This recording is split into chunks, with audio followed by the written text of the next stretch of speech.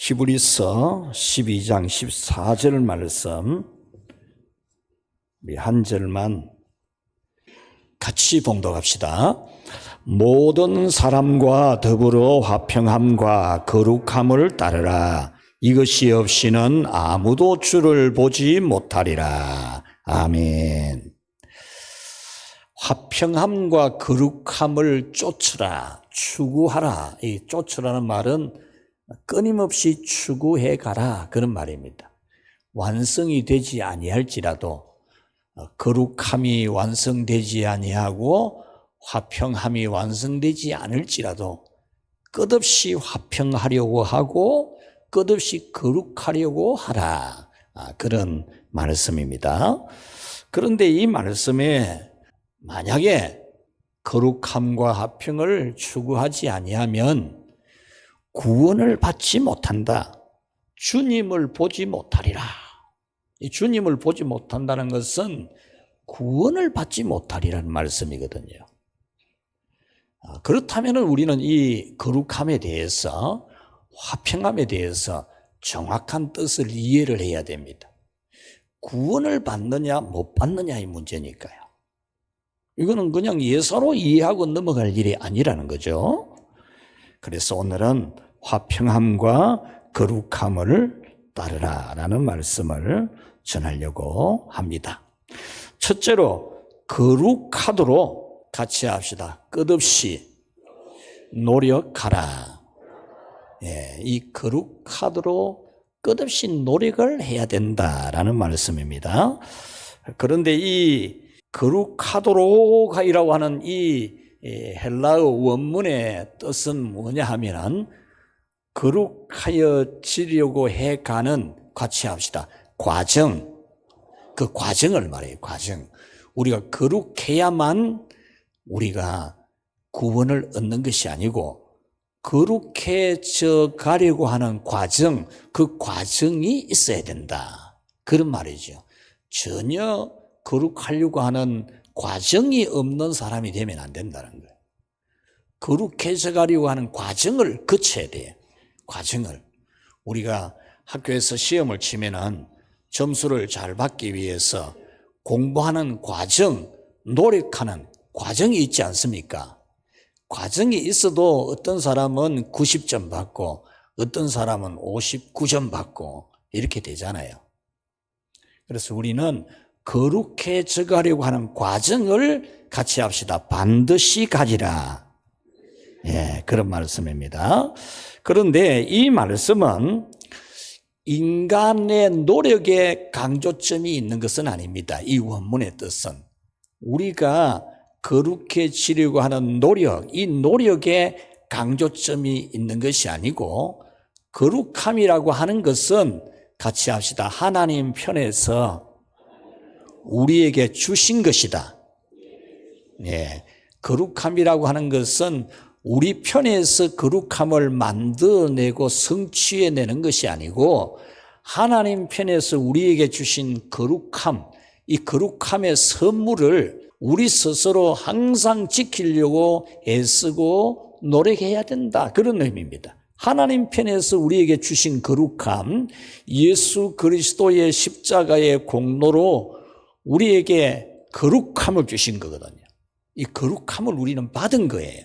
받은 것에 대한 믿음이 분명하게 있도록, 아무리 생각해봐도 하루를 지나고 한 주간을 지나도 아무리 생각해봐도 나는 거룩할 수가 없는 그런 절대 불가능한 죄인임을 깨달아질 때, 그럴 때도 하나님께서 예수님을 통해서 우리에게 주신 거룩함의 자격에 대한 믿음을 다시 되가지고 다시 되가지면서 나는 도무지 가망이 없는 죄인이지만 예수님의 십자가의 공로로 나는 거룩하여짐을 받았다, 인치심을 받았다, 성령으로부터 쓰임받은 사람이다 라고 하는 확신, 이 확신을 같이 합시다. 끝없이 추구하라.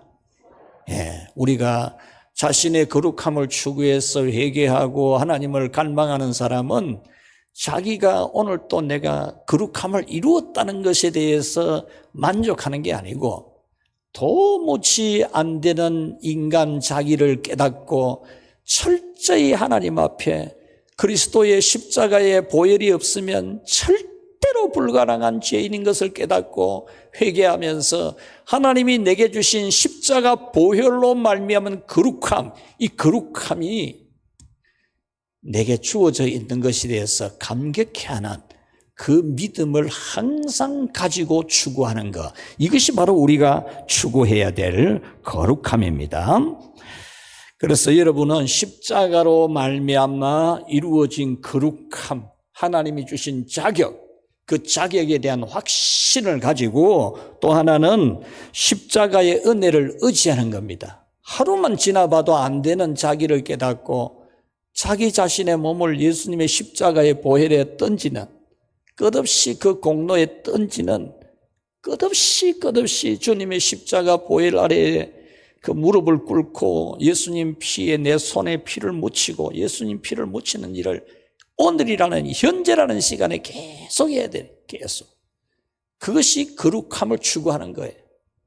그리고 우리는 우리의 생활에서도 삶에서도 성령의 은혜를 의지해서 성령이 내게 은혜를 주심으로 끝없이 거룩해지려고 노력하는, 추구하는 그런 믿음의 삶을 살기를 축원합니다. 이것이 바로 구원받은 성도의 삶이라는 겁니다. 두 번째는 화평하도록 최선을 다하라, 그런 말입니다. 모든 사람과 더불어 화평하라 그랬어요. 여러분, 하나님의 뜻은 우리 성도들이 서로 화평하는 거예요. 화평. 오늘 잘 들으셔야 됩니다. 하나님이 우리에게 바라는 바는 화평입니다. 화평. 싸움하고 잘났니 못났니, 네가 잘했니 내가 잘했니, 그런 거는 하나님이 절대 기뻐 안 해요. 하나님이 기뻐하시는 뜻은 화평하는 겁니다. 화평. 예수님은 우리에게 내가 새로운 계명을 너희에게 하나 준다. 너희가 서로 사랑하라 하는 이것이니라. 예수님이 새로운 계명을 한 개 더 준 거, 서로 사랑하는 겁니다. 사랑하는 거.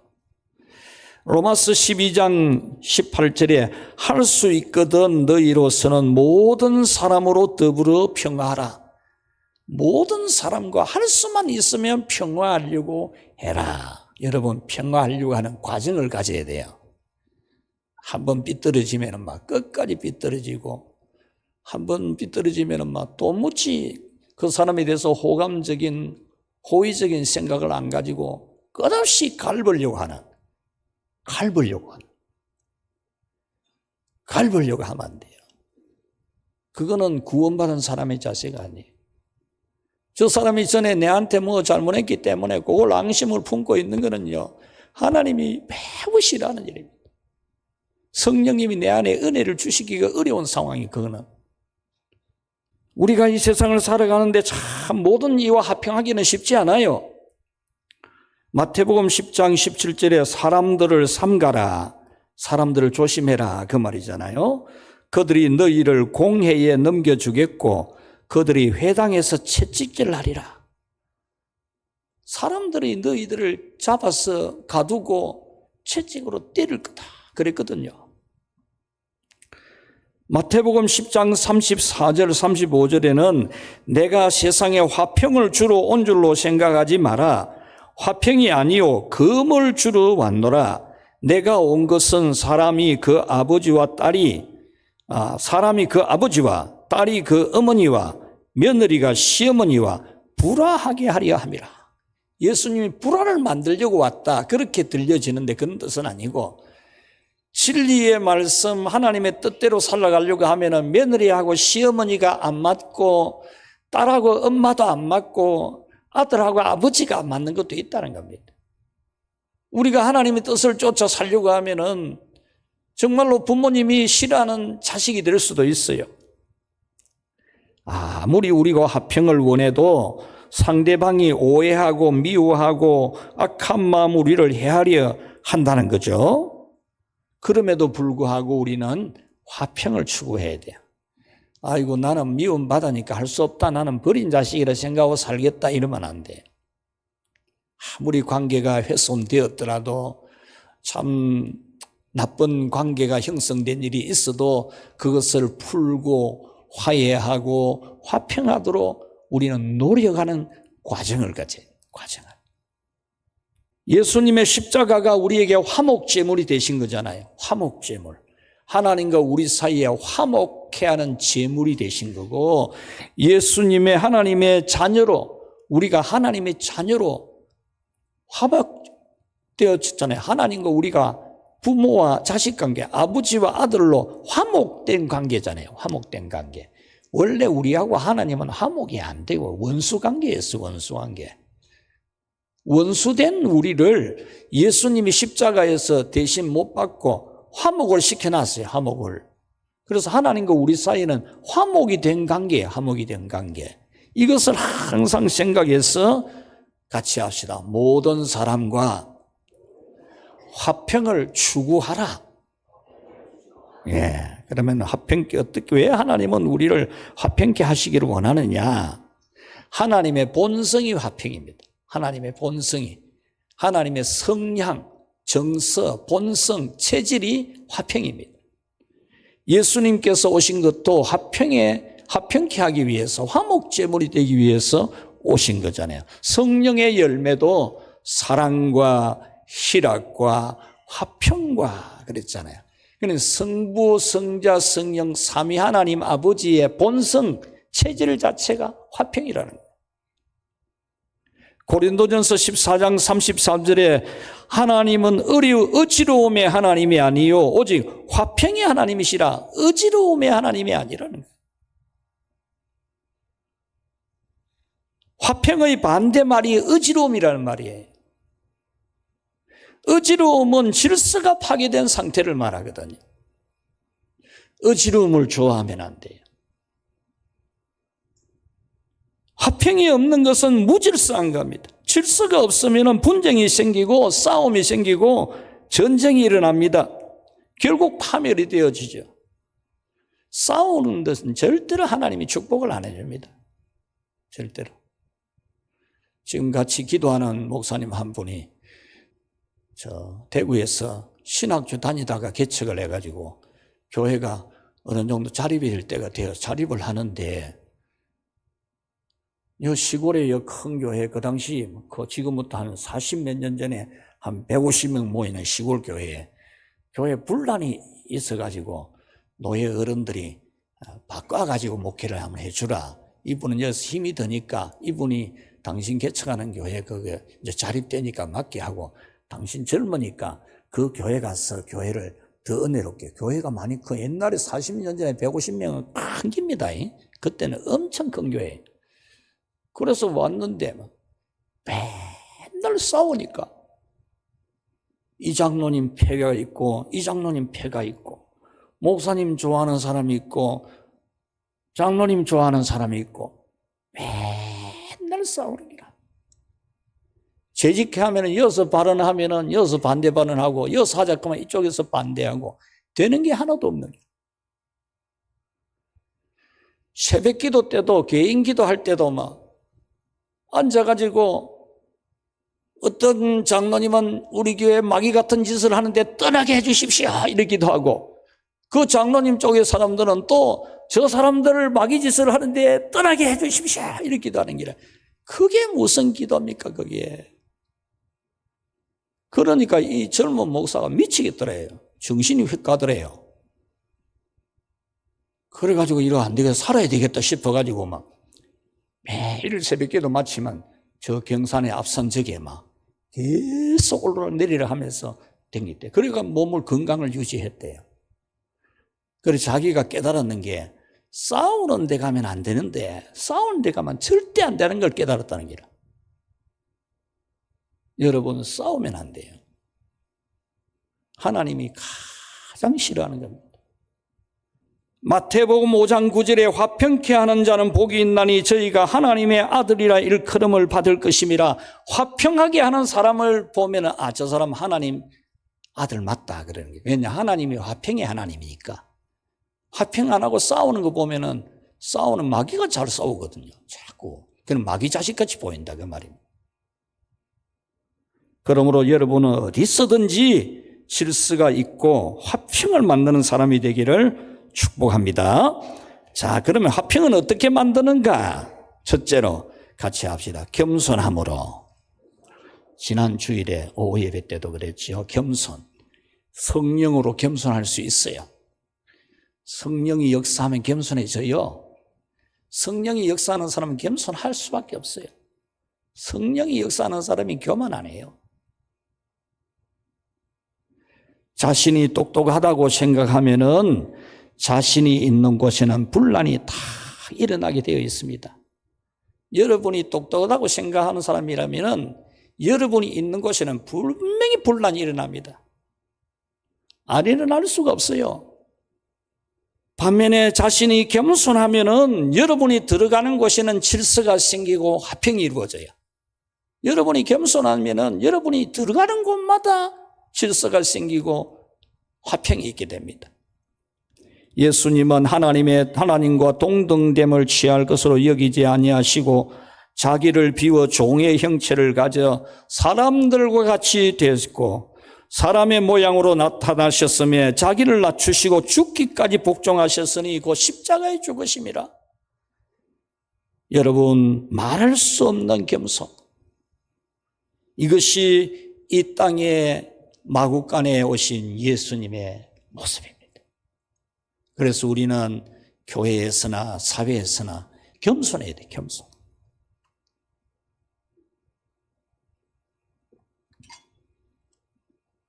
로마서 5장 8절에 우리가 아직 죄인 되었을 때에 그리스도께서 우리를 위하여 죽으심으로 우리에게 대한 자기의 사랑을 확정하셨느니라. 우리가 의로울 때 착한 것 보고 예수님이 십자가에 죽어주신 게 아니고 우리가 죄인 되어 있을 때, 아직 죄인일 때에 예수님이 우리를 위하여 십자가를 져서 화목제물이 되게 해줬다는 거예요. 그러니까 착한 사람, 의로운 사람하고 화평하는 게 아니고 내게 잘못한 사람, 그 사람하고도 화평을 추구해야 된다는 겁니다. 화평은 상대방이 어떤 형편에 있든지 그것과는 상관없이 우리가 이루어내어야 될 일이라는 겁니다. 그래서 여러분은 반드시 겸손해야 돼요. 겸손. 다 나보다 낫다 이 생각을 가져야 돼요.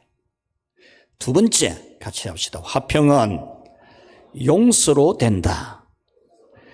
성도들 간의 화평은 먼저 죄의 용서가 있어야 돼요. 용서.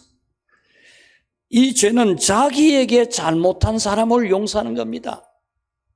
무슨 잘못이 있어가지고 용서하는 게 아니고 자기에게 잘못한 걸 용서해 주는 거예요.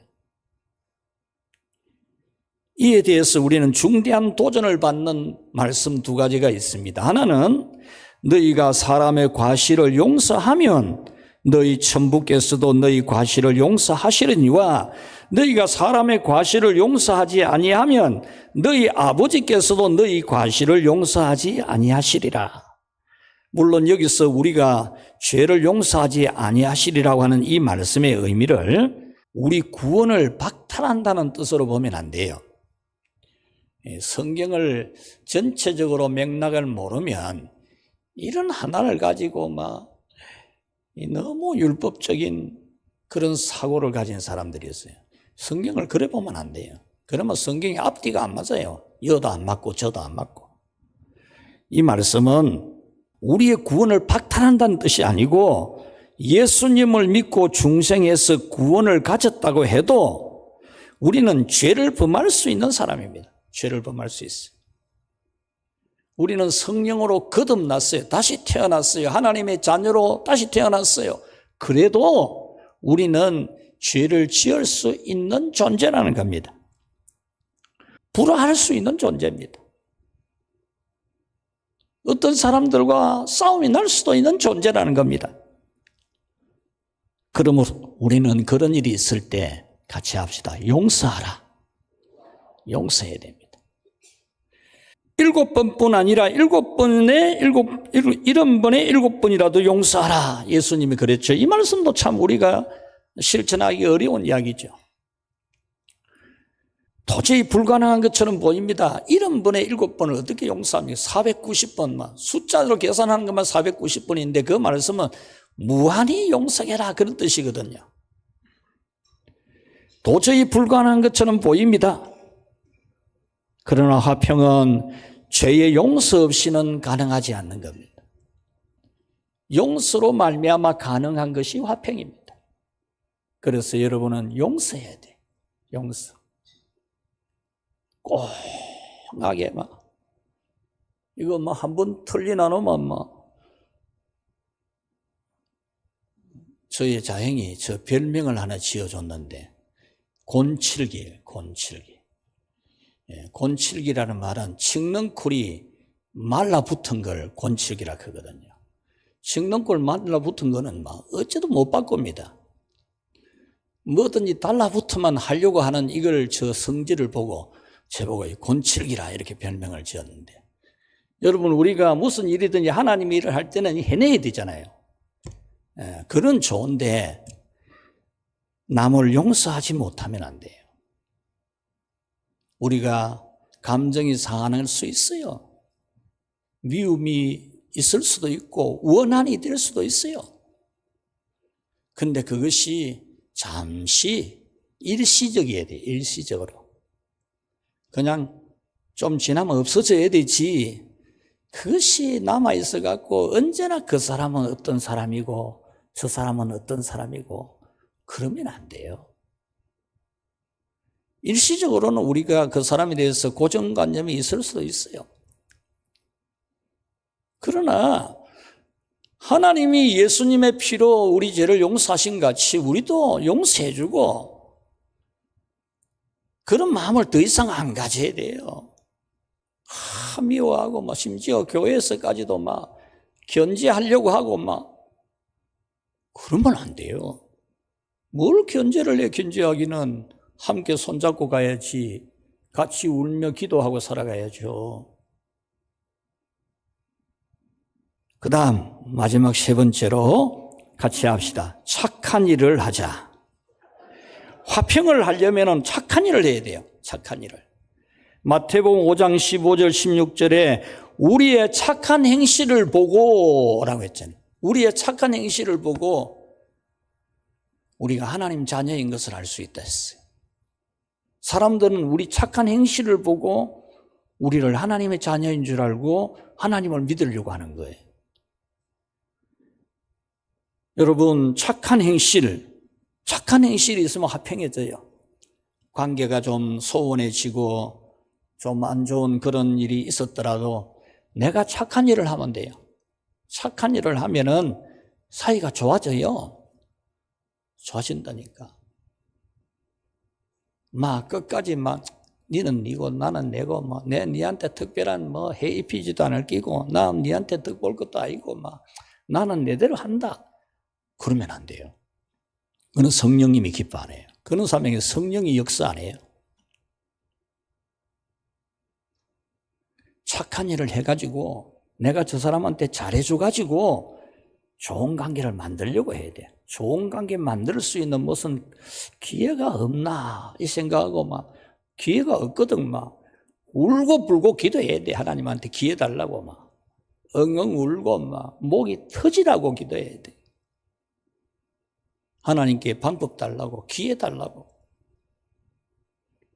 그러니까 무슨 조그마한 좋은 화해할 일이 있으면 조금이라도 웃을 일이 있으면 웃으려고 하고 손을 내밀어야 돼요. 같이 합시다. 착한 행실은 화평하게 하는 재료이다. 예, 화평하게 하는 재료예요. 예수님이 십자가에서 화목 제물이 되는 재료가 됐잖아요. 제물이 되었잖아요. 그와 같이 우리가 사람과 화평하려면 착한 일만 해보면 돼요. 착한 일만. 그 사람에게 착한 일을 몇 번만 해보이소. 제가 사람을 좋게 하는 관계 가르치면서 그랬어요. 그 사람 없을 때 칭찬을 한 10번만 해보라. 그 사람 없을 때 이 사람한테도 그 사람 참 이런 점이 좋다고 칭찬 한번 해라. 그 사람 없을 때 이 사람한테도 그 사람 이런 점이 정말 훌륭하다고 칭찬을 10번만 해보면요. 그 말이 틀림없이 그 사람 귀에 들어갑니다. 틀림없이 들어가요. 그러면 좋은 관계가 됩니다. 칭찬을 해야 돼요.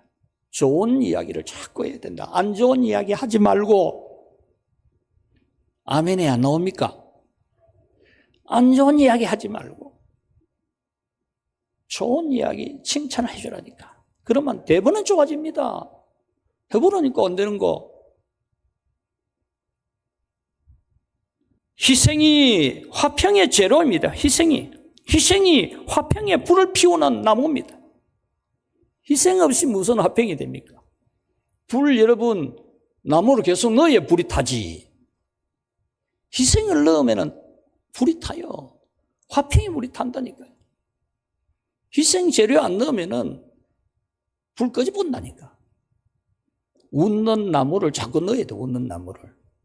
칭찬한 나무를 자꾸 넣고 귀하게 여기는 나무를 자꾸 넣고 그래 내 마음이 저분을 귀하게 여기는 마음을 자꾸 엮고 기도도 그 사람을 축복해 주는 기도 나무 재료를 자꾸 넣고 이러면 좋아져요. 화평이 불탄다니까요. 한번 토라지면 막 끝장보는 그거는 그리스도인의 생활이 아니에요. 얼마든지 우리는 화평할 수 있습니다. 말씀을 맺겠습니다. 화평은 그리스도인들이 반드시 추구해야 될 하나님의 명령, 예수님의 계명입니다. 작심하고 우리는 화평하려고 해야 돼요. 작심하고. 아니면 아니고 이래 넘어가지 말고. 성령 역사하는 사람은 그래 안 돼. 성령 역사하는 사람은 어쨌든지 화평하려고 하고 기도하고 화평의 재료를 위해서 내가 희생하고 착한 일을 하고 그래 한다니까. 자신이 잘났다는 생각하지 말고. 그러면은 그거 여러분들이 자기 잘났다고 하는 사람은 여러분들이 구역에 가면 구역이 시끄러워지고 기관에 가면 기관이 시끄러워지고 어지럽고 여러분이 들어가는 자리마다 어지러워집니다.